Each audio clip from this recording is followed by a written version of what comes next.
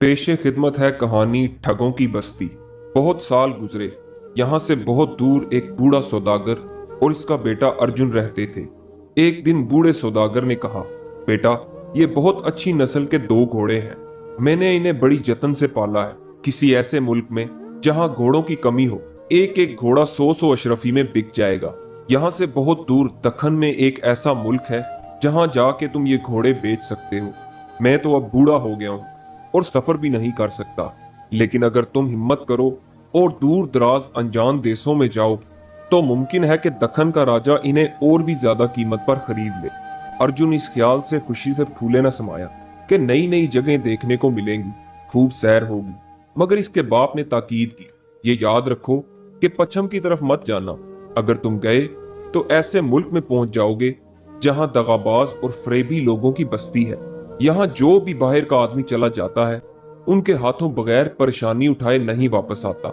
एक दफा मैं भी वहां गया था, मगर अपनी बेवकूफी से इतनी बड़ी कीमत चुकानी पड़ी जिसे मैं उम्र भर याद रखूंगा। अर्जुन ने अपने बाप से इल्तिजा की, आखिर बताइए तो, जब आप ठगों की बस्ती में गए तो क्या हुआ था? बूढ़े बाप ने कहना शुरू किया, ये तुम्हें याद है कि जब तुम छोटे थे तो तुम्हारा एक बड़ा भाई भी था जिसके साथ तुम खेलते थे। 15 बरस हुए, अपने कारोबार के सिलसिले में कई मकामात पर गया था तो तुम्हारे भाई को भी साथ लेता गया। मैंने सोचा कि इस तरह ये देश प्रदेश की सैर भी कर लेगा, लोगों के रहने सहने का ढंग देखेगा और इस तरह ये बहुत कुछ सीख लेगा। जब हम वतन वापस आ रहे थे तो बदकिस्मती से अनजाने देश में जा निकले। हम शाम को वहां पहुंचे थे, रात एक सराय में बसर की। लोगों की बातचीत, उनके तरीकों से पता चला कि ये वही दगाबाजों की बस्ती है जिसका जिक्र मैंने सयाहों से सुना था। अब मुझे फिक्र हुई कि जल्दी जल्दी यहाँ से चले जाना चाहिए। सुबह सवेरे जब मैं सराय वाले को किराया वगैरह अदा कर रहा था कि मैंने देखा कि सराय वाले का भाई रोता पीटता अपनी किस्मत को कोसता चला आ रहा है। इसने बताया कि इसकी बीवी के यहाँ मरा हुआ बच्चा पैदा हुआ है और ये सब मेरी वजह से हुआ है। ये सुनकर मेरी हैरत की इंतहा न रही। इस दगाबाज का कहना था कि जब मैं शाम को घोड़े से उतरा तो बहुत जोर जोर से हाँफ रहा था। एक छोटा सा कीड़ा जो उड़कर सराय से बाहर निकल रहा था। मेरी सांस के जोर से वो सराय में उस जगह चला गया जहां उसकी बीवी बैठी हुई थी जिसके यहाँ बच्चा पैदा होने वाला था। मेरी सांस के जोर से वो कीड़ा उसके नथने में उड़कर चला गया और इस वजह से उसे बहुत जोर से छींक आई तो उसका बच्चा पेट में ही खत्म हो गया। एक मजमा मेरे गिर्द इकट्ठा हो गया। हर शख्स इसकी तरफदारी कर रहा था। वो बार बार यही कहता कि मैं ही इसके बच्चे की मौत का जिम्मेदार हूं और इसकी सजा में उन्होंने मुझसे मेरा बच्चा छीन लिया। मेरे औसान जाते रहे, दिल पर पत्थर रखकर चला आया। बेचारा गरीब मेरा बेटा अब भी उनके कब्जे में है और उनकी गुलामी कर रहा होगा। तुम्हारे भाई की कलाई के ऊपर एक तिल का निशान है जो बिल्कुल चांद की तरह नजर आता है। बूढ़ा ये कहानी सुनाकर रोने लगा। अर्जुन को अपने बाप की हालत देखकर बहुत अफसोस हुआ। इसने फिर से उसे इत्मीनान दिलाया कि आप यकीन कीजिए बाबा, मैं उन ठगों की बस्ती में हरगिज कदम न रखूंगा। इसके बाद अर्जुन दोनों घोड़ों को लेकर दूर दराज के मुल्क के सफर पर रवाना हो गया। कुछ दिन बाद वो एक दरिया के किनारे पहुंचा। इस वक्त दरिया में बाढ़ आई हुई थी, इसलिए नाव वाले ने अपनी छोटी सी कश्ती में अर्जुन के दोनों घोड़ों को ले जाने से इनकार कर दिया और इसरार किया कि अगर वो पश्चिम की तरफ चला जाए तो इसको वहां मजबूत कश्ती मिल जाएगी और इस तरह कोई नाव उसे नदी पार करवा देगी। जैसे ही अर्जुन पश्चिम की तरफ चला, एकदम जोर की आंधी चलने लगी। इसने छुपने की जगह ढूंढने की कोशिश की, मगर छुपने की जगह भी ना मिली। अर्जुन ने करीब के पहाड़ की तरफ धुआं उठता हुआ देखा और अपने घोड़ों समेत बड़ी मुश्किल से पहाड़ पर चढ़ गया। इस वक्त आंधी का जोर कम हो गया था। अर्जुन ने देखा कि पहाड़ के दामन में एक गांव है। क्योंकि वो अब काफी पश्चिम में आ गया था, इसलिए उसे ख्याल हुआ कि शायद यही ठगों की बस्ती है। इसने सोचा वापस चला जाए, पर ख्याल हुआ कि जरा देखा तो जाए कि वो अजीबो गरीब बस्ती जिसकी कहानी इसने सुन रखी है वो कैसी है।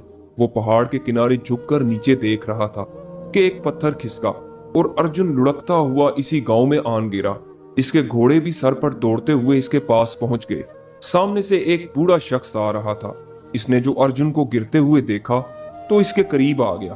अर्जुन कपड़े झाड़ता जल्दी से उठ बैठा। खुशकिस्मती से उसे ज्यादा चोट नहीं आई थी। इसने देखा कि बूढ़ा बहुत गौर से उसे देख रहा है। बूढ़े ने अर्जुन से पूछा, बेटा, तुम्हें कोई चोट तो नहीं आई? अर्जुन ने दिल में सोचा, अच्छा इस ठगों की बस्ती में ऐसे लोग भी हैं जिन्हें दूसरों की फिक्र है।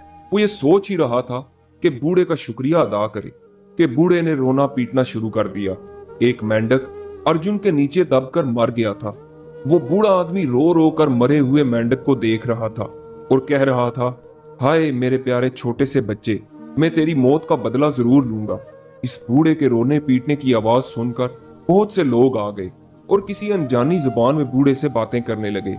फिर उन्होंने अर्जुन को बताया कि इस बूढ़े के यहाँ कोई बच्चा नहीं है। इसने इस मेंढक को औलाद की तरह पाला था। वो इसको बहुत चाहता था और इसकी खिदमत करता था। अब बेचारा बूढ़ा अकेला रह गया है, इसलिए वो मेंढक की मौत पर इस कदर दुखी है। और फिर गांव वाले भी इस बूढ़े के साथ रोने पीटने लगे। अर्जुन बौखलाया हुआ था। उसे कुछ भी समझ नहीं आ रहा था कि क्या करे। वो चाहता था कि जल्दी जल्दी से वहां से चला जाए। इसने लोगों से पूछा, इस बूढ़े के गम को कम करने के लिए क्या किया जाए। बूढ़ा एकदम बोला, अपने घोड़े में से एक दे दो। हाय, एक मेंढक के बदले घोड़ा? अर्जुन ने खफा होते हुए पूछा। बूढ़े ने जवाब दिया, मेरी समझ में नहीं आता लड़के, तुम कैसी बातें कर रहे हो। क्या घोड़ा किसी के बेटे से ज्यादा कीमती हो सकता है? आखिर में बेचारे अर्जुन को अपना एक घोड़ा इस बूढ़े के हवाले करना पड़ा। वो बहुत गमगीन और दुखी वहां से चला गया। मगर अब इस पहाड़ पर चढ़ना खासा मुश्किल था, इसलिए वो काफी दूर पैदल चला कि कोई दर्रा मिल जाए ताकि इससे गुजरकर पहाड़ की दूसरी तरफ पहुंच जाए। थोड़ी देर बाद पहाड़ के दामन में एक और गांव मिला। अर्जुन का भूख और प्यास के मारे बुरा हाल था। वो करीब के गांव में गया और दरवाजा खटखटाया तो एक आदमी बाहर आया जिसकी सिर्फ एक आंख थी। अर्जुन ने इससे कुछ खाने पीने को मांगा। उस आदमी ने जवाब दिया, मैं तुम्हें खाने को कुछ नहीं दे सकता, मगर हाँ, पानी जितना चाहो पी सकते हो। असल में तो पेट भरना जरूरी होता है, फिर चाहे वो पानी ही से भरे। उस एक आंख वाले आदमी ने अर्जुन को पानी दे दिया। पानी पीकर अर्जुन ने इसका शुक्रिया अदा किया और चलने को हुआ कि उस एक आंख वाले आदमी ने उससे पूछा, भैया तुम कहां से आए? तुम्हारे बाप का क्या नाम है? जैसे ही अर्जुन ने इसको बताया, उस एक आंख वाले आदमी ने इसका बाजू जोर से पकड़ लिया और खुशी से चिल्लाया, आखिर तुम मिल ही गए। अब सुनो लड़के, 20 साल हुए मैं तिजारत के सिलसिले में तुम्हारे मुल्क गया था। बदकिस्मती से वहां मेरा सारा पैसा चोरी हो गया। मैं तुम्हारे बाप को अच्छी तरह जानता था। मैंने इससे 200 अशरफियां मांगी तो वो राजी हो गया, मगर उसे जमानत चाहिए थी और मेरे पास देने को कुछ ना था। इसने कहा, तुम मुझे अपनी एक आंख निकाल कर दे दो। मुझे पैसे की इतनी सख्त जरूरत थी कि मैं राजी हो गया। वो मेरी एक आंख निकाल ले गया। इसने वादा किया था कि 1 साल बाद वो आएगा तो मेरी एक आंख जरूर वापस कर देगा, मगर 20 साल गुजर गए, वो अब तक ना आया। अब तो तुम मेरे हाथ आ लगे हो, अब मेरी आंख वापस कर दो। बाप का कर्ज चुकाना बेटे का फर्ज होता है। मैं तुमको 200 अशरफियां देने को तैयार हूँ, बल्कि 20 अशरफियां सूद की भी दे दूंगा, मगर तुम मेरी आंख वापस कर दो। देखते ही देखते उस एक आंख वाले आदमी के चारों तरफ इसके हमदर्द लोग जमा हो गए। अर्जुन रोने के करीब था कि इसने कहा, मुझे मालूम नहीं कि तुम्हारी आंख का क्या किस्सा है, बहरहाल ये बताओ कि अब मुझे क्या करना है और तुम मेरा पीछा कैसे छोड़ोगे। उस आदमी ने जवाब दिया, तुम जा सकते हो, मगर अपने घोड़े को यहीं छोड़ जाओ। अर्जुन को घोड़ा छोड़ना पड़ा और बेचारा अकेला ही चल पड़ा। पहाड़ पर से गिरने से इसका सारा बदन दुख रहा था। दिल को दुख था कि दोनों कीमती घोड़े हाथ से निकल गए। भूख के मारे अब इससे हिला भी नहीं जा रहा था। वो एक दरख्त के नीचे बैठकर रोने लगा। उधर से एक नौजवान गुजर रहा था। इसने अर्जुन को रोते देखा तो रुककर पूछने लगा, तुम कौन हो और क्यों रो रहे हो? अर्जुन चुप रहा।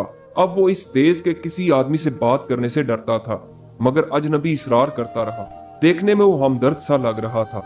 अर्जुन ने मुख्तसर तौर पर बताया कि किस तरह इसके दोनों घोड़े हाथ से निकल गए। वो नौजवान कुछ देर तो चुप रहा, फिर बोला, अच्छा मैं देखता हूँ मैं तुम्हारे घोड़े वापस कैसे दिला सकता हूँ। चलो राजा के पास चलो। अर्जुन पहले तो हिचकिचाया, मगर ये सोचकर कि अब मेरे पास खोने को रह ही क्या गया है, नौजवान के साथ राजा के महल की तरफ चला। रास्ते में इसने अर्जुन को सिखा दिया कि राजा से क्या कहना है। राजा ने अर्जुन की शिकायत सुनकर बूढ़े और एक आंख वाले आदमी को बुलाया। मुकदमा शुरू हुआ। जब बूढ़ा कह चुका कि वो मेंढक जो मर गया है वो इसका ले पालक बेटा था, तो अर्जुन ने अपनी पगड़ी से झट मेंढक निकाला और कहा, हुजूर, इस मेंढक को मैंने अपना बेटा बना लिया है। मैं इसको पहाड़ के नीचे छोड़ देता हूँ। बूढ़ा पहाड़ से गिरे और उसे मार डाले जैसे मैंने किया था। इस तरह इसका बदला पूरा हो जाएगा। बिल्कुल ठीक बात है, मुनासिब तजवीज है। भला इसके माकूल होने में किसे शुबा हो सकता है। बूढ़े के मुकदमा का यही बिल्कुल हाल है, राजा ने कहा। बूढ़े ने जो ये सुना तो चुपचाप घोड़ा अर्जुन के हवाले किया और चला गया। अब उस एक आंख वाले की बारी आई। इसने अपना मुकदमा पेश किया तो अर्जुन ने अपनी सफाई में कहा, हजूर, इसमें कोई शक नहीं कि मेरे बाप को अजब तरह के शौक हैं। उनमें एक ये भी है कि वो लोगों की आंखें जमा करता है। हमारे गोदाम में सैकड़ों आंखें जमा है। मैं उन साहब की आंख वापस करने को तैयार हूँ, मगर जोड़ की आंख मैं उसी वक्त तलाश कर सकता हूँ जब ये मुझे अपनी दूसरी आंख भी देगी, ताकि इसकी सही आंख ढूंढकर मैं उनकी दोनों आंखें वापस कर दूं। बिल्कुल ठीक बात है, राजा ने कहा। बस इतना कहने की देर थी कि उस एक आंख वाले शख्स ने फौरन घोड़ा वापस कर दिया और अपनी खोई हुई आंख वापस लेने में जरा दिलचस्पी ना दिखाई। अजनबी ने अर्जुन से कहा, मैं तुम्हें इस मुल्क की सरहद तक छोड़कर आता हूँ ताकि अब कोई और तुम्हें दिक्कत ना पहुंचाए। रास्ते में वो दोनों आपस में बातचीत कर रहे थे कि अचानक अर्जुन की नजर उस लड़के की कलाई पर पड़ी। उसकी कलाई पर वही तिल का निशान था जो बिल्कुल चांद की तरह नजर आता था। अर्जुन को यह बात पता चल गई कि ये नौजवान ही इसका खोया हुआ भाई है। ये देखते ही अर्जुन ने अपने भाई को गले से लगा लिया। अर्जुन के भाई ने उसे बताया कि वो ठग और इसकी बीवी, जिन्होंने उसे अपना गुलाम बनाया हुआ था, वो मर चुके हैं। तब से वो बेचारा इस मौका की तलाश में था कि अपने मुल्क वापस चला जाए। इतने दिनों ठगों के साथ रहकर वो उनकी चालों से खूब वाकिफ हो गया था और जानता था कि उनसे कैसे निपटा जाए। दोनों भाई ठगों की बस्ती से रुखसत हो गए, दखन की तरफ गए, जहां उन्होंने अपने दोनों घोड़े अच्छी कीमत पर बेचे और खुशी खुशी अपने घर वापस आ गए। उनके बाप ने खुश होकर उनका इस्तकबाल किया। बेटे के वापस मिल जाने की खुशी में उसकी आंखों से खुशी के आंसू टपक रहे थे। दोस्तों, ये कहानी आपको कैसी लगी? कमेंट्स में अपनी राय का इजहार जरूर कीजिएगा और हमारे चैनल को सब्सक्राइब जरूर कीजिएगा। वीडियो देखने का बहुत बहुत शुक्रिया।